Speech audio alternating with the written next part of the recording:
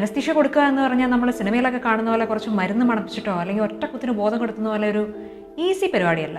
പേഷ്യൻറ്റിൻ്റെ രോഗവിവരങ്ങളും ശരീരത്തിൻ്റെ അവസ്ഥകളും ചെയ്യാൻ പോകുന്ന ശസ്ത്രക്രിയയ്ക്ക് അനുസൃതമായി പ്ലാൻ ചെയ്തുകൊണ്ട് കൊടുക്കുന്ന വളരെ കൺട്രോൾഡ് ആയിട്ടുള്ള ഒരു പ്രൊസീജിയറാണ്.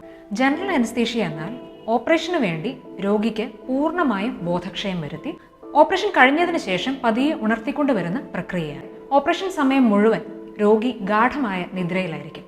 മിക്കവാറും നമ്മൾ പേഷ്യൻറ്റിന് ഒരു മസിൽ റിലാക്സൻ്റ് കൊടുത്തിട്ട് പാരലൈസ് ചെയ്യേണ്ടതായി വരും. ഇപ്രകാരം പാരലൈസ് ചെയ്ത് കഴിഞ്ഞാൽ പിന്നെ രോഗിയുടെ ശ്വാസോച്ഛ്വാസം നിയന്ത്രിക്കുന്നത് അനസ്തീഷ്യ മെഷീൻ്റെ ഭാഗമായുള്ള ഒരു വെന്റിലേറ്ററിൻ്റെ സഹായത്തോടു കൂടിയായിരിക്കും. ഇതിനു വേണ്ടി തന്നെ ജനറൽ അനസ്തീഷ്യയുടെ ആരംഭത്തിൽ തന്നെ പേഷ്യൻറ്റിൻ്റെ ശ്വാസനാളത്തിലേക്ക്, അതായത് ട്രക്കിയയിലേക്ക് നമ്മളൊരു എൻഡോട്രക്കിയൽ ട്യൂബ് കടത്തുന്നു. നമ്മൾ പല ഗ്രൂപ്പിൽപ്പെട്ട അനസ്തെറ്റിക് മരുന്നുകൾ കൊടുക്കേണ്ടതായി വരുന്നു.